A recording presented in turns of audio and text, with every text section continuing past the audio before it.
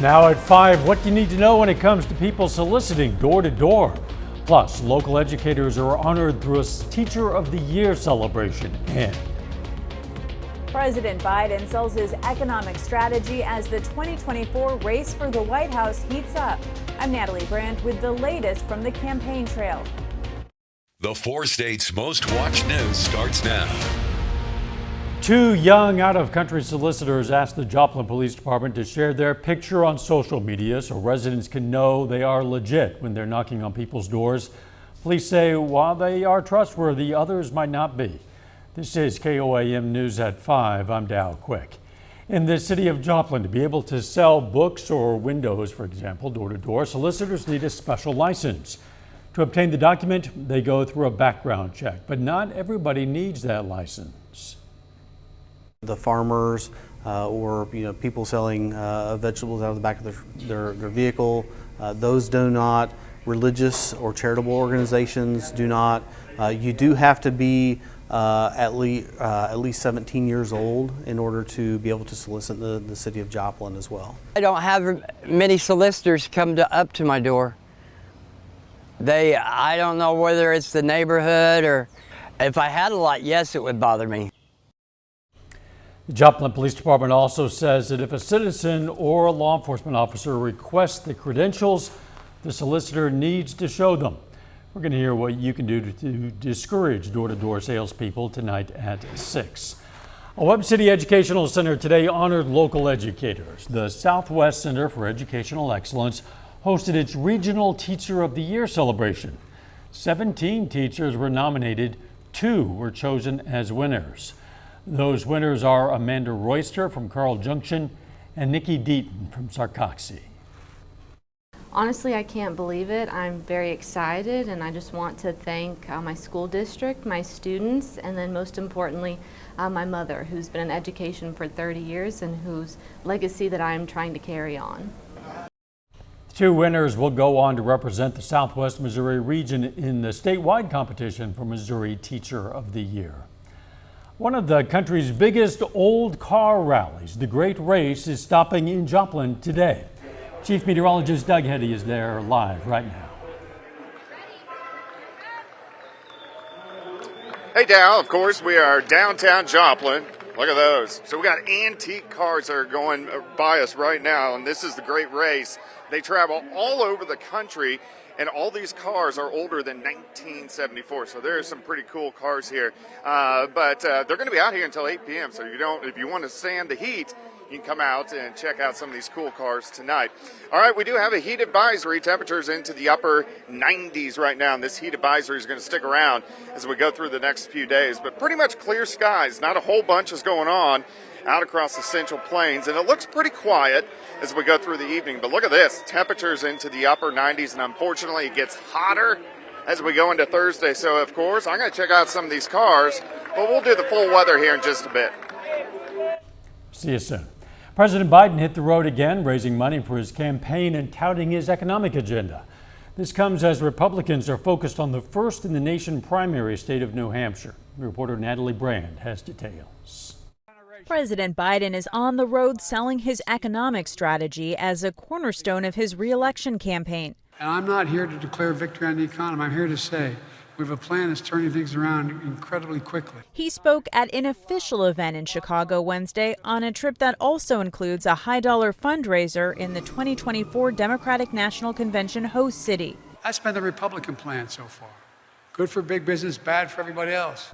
The president says he does not believe the U.S. will see a recession, even as Republican presidential hopefuls point to continued concerns over inflation and the economy. China has gotten to a point where they're that much of an enemy and they're doing that much damage to us that if we don't get our act together quick, they will start coming and taking over things. Former South Carolina Governor Nikki Haley campaigned in New Hampshire Wednesday, a day after former President Donald Trump and Florida Governor Ron DeSantis visited the state. GOP voter Karen Scott says she supported Trump in the past, but is open to new names. I've met Trump and I've gone to several of his events. I have never met DeSantis, and in my opinion, you have to get out there and actually meet the person in person. New Hampshire will host the first first Republican presidential primary. Trump remains the GOP frontrunner there, followed by DeSantis, the only other candidate currently polling in double digits. Natalie Brand, CBS News, the White House.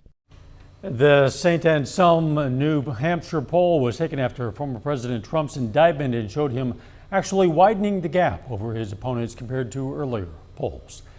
An investigation into what happened to the Titan submersible is underway as pieces of debris are pulled from the ocean floor. The Horizon Arctic, the ship carrying the debris, returned to the Canadian port today. The submersible imploded on its way to tour the wreckage of the Titanic last week, and crews have been working to find and bring the pieces of the craft to the surface. All the debris will be turned over to investigators in the U.S. and Canada to try to figure out what caused that implosion.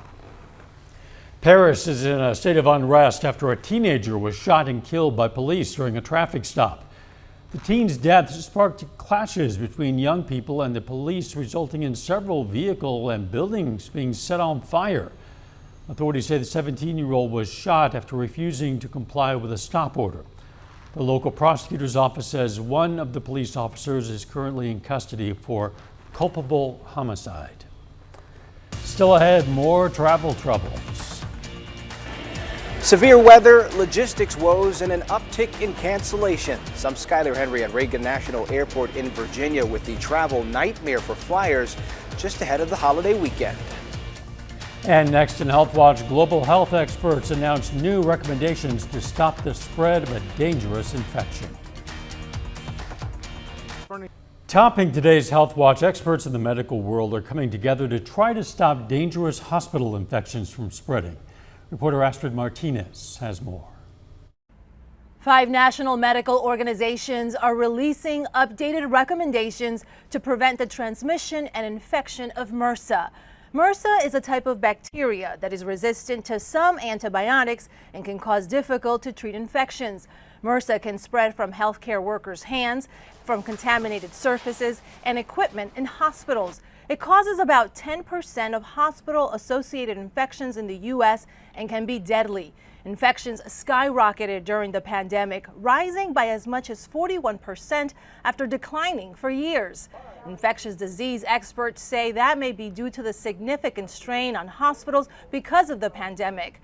The recommendations stress improving how antibiotics are prescribed and used, surveillance to detect MRSA carriers who don't have any symptoms, as well as basic prevention, such as hand hygiene and cleaning and disinfecting. The CDC says it's critical to get care right away because you can't tell if an infection is MRSA just by looking at it. Astrid Martinez, CBS News, New York. Without treatment, MRSA infections can cause sepsis, which can be life-threatening. Children who read have better mental health and perform better at cognitive tests. That's according to a study published in the journal Psychological Medicine. Researchers looked at 10,000 kids in the U.S. Those who begin reading for pleasure between 2 and 9 years old measure higher for verbal learning, memory, and other skills, and show fewer signs of depression and behavioral problems. The study found 12 hours of reading per week was the optimal amount. People with OCD have an imbalance between neurochemicals in the parts of the brain key to decision making and habit. Neuroscientists at the University of Cambridge say it's a major piece of the puzzle in understanding obsessive compulsive disorder and hope the findings will lead to new treatments.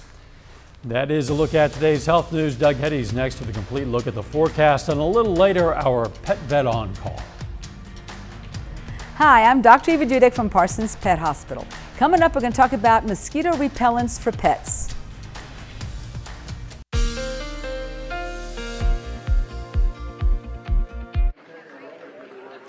Well, of course, we're live downtown Joplin. We got all these cars, great race, which is passing through. So all these cars are older than 1974, but so they're driving right down Main Street and then kind of stacking up, and then they're going to be out here until 8 p.m. So if you want to come out, it's a nice night. It's just hot. You can see on our tower cam, this is 7th and Range line. We do have a few clouds out there, but in general, it looks pretty good. It's just 97 degrees. It is breezy, so that does help and makes it feel a little bit better. But look at these temperatures. Everybody's sitting mainly into the upper 80s to near 100 degrees. So our high temps today were right about 100 degrees. And if we look at our dew points, so when they get up into the 70s, that's where it kind of makes it feel sticky outside. So if we look at our dew point tracker, it makes it feel just kind of sticky, and that's what we're going to see, and that's why we have heat indices 105, 106, 107.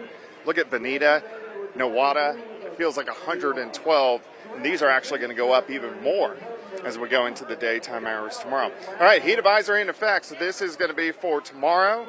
This is also going to be for Friday. Then our temperatures will come down just a little bit as we head into the weekend.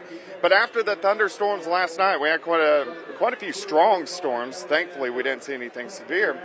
The clouds have broke, so we look pretty good. Any thunderstorms for us tonight are going to mainly stay up to our north across Nebraska and also parts of Iowa. But look at this big heat dome. So this is going to sit on top of us as we go through the next couple days, and that's what's going to give us the heat and also the humidity across the region. All right, let's go through time for us tonight.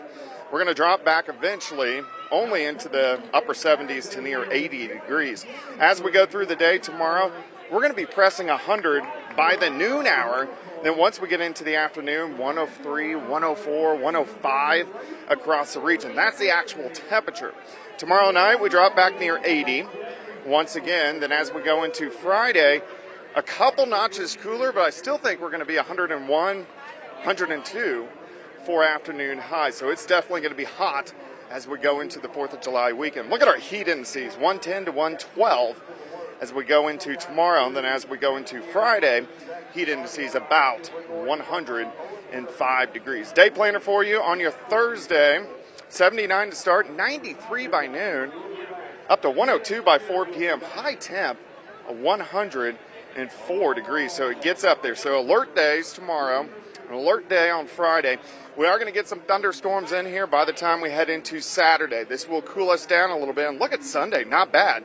High temp of 89. As we go into next week, of course, the 4th of July is going to be hot, about what we are today, about 97, some pop-up storms. And we hold into the 90s for most of next week. But Dow, the wind kind of saves us out here, plus the shade, so it's not too terrible. But this is a pretty cool scene down here if anybody wants to come out tonight. These are some pretty cool cars. I don't doubt it for a minute. I'm sure a lot of people will come out there, Doug, have fun. Coming up, the Justice Department takes action against some health care professionals for Medicare and Medicaid fraud. Topping today's Consumer Watch, the Justice Department has taken action against dozens of people for defrauding Medicare and Medicaid. The 2-week enforcement effort resulted in federal and state charges against 78 defendants, including 24 doctors, nurses, and other medical professionals. The schemes spanned 16 states and resulted in $2.5 billion of alleged fraud. Officials say much of the fraud targeted the elderly, people with mental health issues, and people addicted to opioids. Turns out a high-profile lawsuit brought by a small group of TikTok users in Montana is being funded by TikTok itself. The suit challenges Montana's statewide ban against the short-form video app, which takes effect in January. TikTok has confirmed it is covering legal fees for the group, which includes 5 TikTok creators. The company spokesperson says TikTok, quote, supports our creators in fighting for their constitutional rights. Just as Americans are packing up for the 4th of July vacation, severe weather has thrown the airline industry into chaos. Today, thousands more flights have been canceled or delayed, and those numbers just keep on going up. Skylar Henry reports from Reagan National Airport. Travelers arriving at swamped airports are getting bad news. We got here thinking, they probably cleared it up. We just got to get home. June had already been a bumpy month for the airlines. This weekend's stormy weather made it worse, stranding passengers across the country, many of them still in limbo. The added expense of a hotel room, another flight, all that stuff, it adds up. On Wednesday, the tracking website FlightAware said at least 3,000 more flights had been delayed. All of this comes just as airlines are ramping up for the 4th of July weekend. The next few days could be among the busiest of the year. So there's very little wiggle room left for people who've been affected by these disruptions to get where they're going. And heaven help us if we have ongoing disruptions, because that means no one's going anywhere. The worst disruptions are along the East Coast, which has been hammered by thunderstorms. United Airlines is blaming staffing shortages at the Federal Aviation Administration, while the carrier cancels hundreds of flights, including at LAX, where George Pineda's flight to Denver was scratched without warning. Pretty disappointed. I wish we gotten a cancellation email. I checked early at 3 in the morning, nothing get here canceled. Adding to the trouble, this belly landing in Charlotte. Mechanical troubles, together with holiday crowds and stormy weather, pointing to another turbulent travel season. Skyler Henry, CBS News at Reagan National Airport. Today's flight disruptions are on top of 33,000 delays and nearly 6,300 cancellations between Saturday and Tuesday. Set sail in style. The world's biggest cruise ship is set to debut in early 2024. Royal Caribbean International's Icon of the Seas is making a big splash. It was built in Finland, recently began open sea tests. Weighing in at around 250,000 tons, Icon of the Seas boasts the largest cruise ship water park, more than 40 ways to dine, 7 pools, 20 decks, and more amenities. Our Pet Vet on Call up next.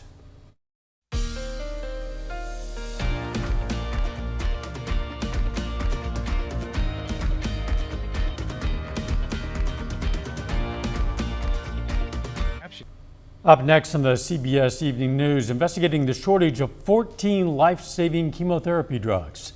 Then on KOAM News at 6, a judge rules on a bond request for a Missouri woman charged in a crash that killed 4 people on motorcycles. Plus, details on a planned power outage in northern Crawford County. And local kids get a hands-on baseball lesson thanks to a youth camp hosted by the Joplin Outlaws. Stay with us for the CBS Evening News and then KOAM News at 6. As we head out to the picnics and waterways this holiday weekend, a lot of us are going to take precautions to protect ourselves from insects, but what if we take the dog or cat with us? Today's question for our Pet Vet on Call: are any mosquito repellents safe for pets? Yes and no. They are chemicals. That's what keeps the bugs off of you. So for cats especially, who groom and lick a lot, they're ingesting these chemicals, and no, that is not safe for cats. Dogs are not so much because they don't lick and clean a lot. Where dogs really need that though is on their ears. I have seen dogs' tips of their ears completely eaten off by biting insects and mosquitoes. So they actually have gel repellents for that purpose, or you can do that yourself by globbing some Vaseline on their ears and then spritzing that with some Deep Woods Off to help them. You do need to do that often, but it will help them from getting chewed up by those darn bugs. Hey, we invite questions from anyone. If you have a question, you just send it to petvet@koamtv.com. Dr. Eva Dudek from the Parsons Pet Hospital answers a different question or brings us a fun fact every Wednesday right here on KOAM News at 5. You can also find answers to previous questions on our website. All right, let's check out our picks of the litter for the week. From the Joplin Humane Society, we have this male husky puppy. His name is Drake. And from the Southeast Kansas Humane Society, we have Pillow. The shelter says he's a 3-year-old short-haired cat male who loves affection and is very vocal. If you're looking for a pet, why not check out your local Humane Society? Let's check back in with Doug. All right, Down. So we're still downtown in Joplin. These cars are going to be rolling through and really sitting here until 8 p.m. Yeah, it's hot, but the wind kind of helps us out. It gets even hotter for us tomorrow. 104 degrees heat advisory continues into Friday. A little bit cooler for the weekend. Thanks, Doug, and thank you for joining us. CBS Evening News is next. Of course, we're going to be right back here for KOAM News at 6. We'll see you then. Let's make it a great evening.